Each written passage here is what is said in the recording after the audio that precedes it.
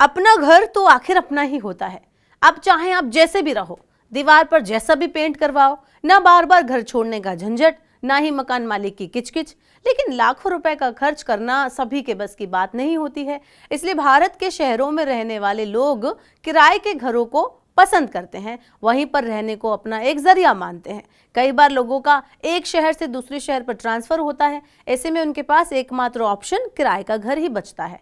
अब किराए के घर में आप मकान मालिक तो है नहीं, यहाँ मकान मालिक का राज चलता है। आपको उसके नियम कायदों का पालन करना पड़ता है, कभी बिजली मीटर तो कभी पानी का बिल। अक्सर मकान मालिक किराएदारों पर उल जलूल चार्जेस भी थोप देते हैं।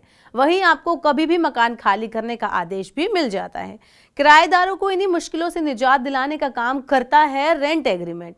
रेंट कंट्रोल एक्ट 1948 में इसकी व्यवस्था की गई है।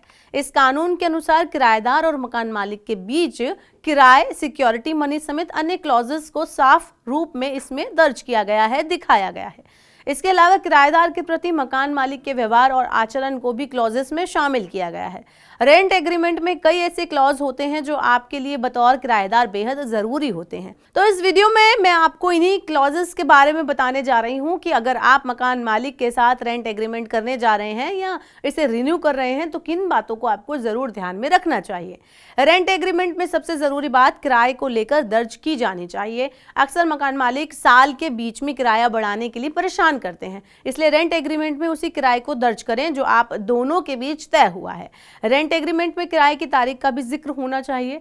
अक्सर झगड़े का कारण किराए में देरी होती है। ज्यादातर मकान मालिक टैक्स आदि से बचने के लिए किराया राशि सही दर्ज नहीं कराते हैं। इसको लेकर किराएदार को सतर्क रहना चाहिए। इसके अलावा रेंट एग्रीमेंट में सिक्योरिटी मनी रिफंड के बारे में भी साफ साफ लिखा होना चाहिए। ज्यादातर मामलों में जब किराएदार घर खाली करते हैं तो मकान मालिक सिक्योरिटी मनी के रूप में पहले से ली गई राशि वापस करने में आनाकानी करते हैं। कुछ मकान मालिक प्रॉपर्टी के नुकसान या घर में किसी बदलाव करने के झूठे आरोप लगाकर सिक्योरिटी मनी वापस नहीं करते हैं। रेंट एग्रीमेंट में घर खाली करने संबंधी बिंदुओं को भी जोड़ लेना चाहिए। नियमों के अनुसार कोई भी मकान मालिक जबरदस्ती किसी भी किराएदार से घर खाली नहीं करवा सकता है। लेकिन अगर किराएदार ने 2 महीने से किराया नहीं दिया है या घर को व्यावसायिक कार्यों के लिए इस्तेमाल किया जाता है तो फिर किराएदार से मकान मालिक घर खाली करने को बोल सकता है। हालांकि यहाँ पर जरूरी है कि मकान मालिक किराएदार को घर खाली करने के लिए कम से कम 15 दिनों का नोटिस दे। मकान मालिक और किराएदार के बीच अक्सर झगड़ा बिजली, पानी, पार्किंग को लेकर होता ही रहता है। किराएदार को घर में जरूरी सेवाएं जैसे electricity, water supply, sanitation, parking उपलब्ध कराने की जिम्मेदारी मकान मालिक की होती है।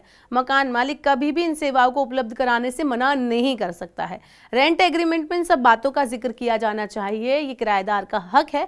चलते चलते कुछ बातों को जरूर समझ लेते हैं। रेंट एग्रीमेंट में सरकारी टैक्स और अन्य देनदारियों का भुगतान साफ स्थिति में रखना चाहिए। इसके साथ ही रेंट एग्रीमेंट में यह भी दर्ज होना चाहिए कि किराएदार की मृत्यु होने पर उसके बच्चों को घर से नहीं निकाला जाएगा। सबसे आखिर में प्राइवेसी का भी जिक्र करना जरूरी होता है। भले ही मकान मालिक का मकान हो लेकिन वो आपकी जिंदगी में दखल देने का कोई भी हकदार नहीं होता, किसी तरह से अधिकारी नहीं है आपकी जिंदगी में दखल देने के लिए।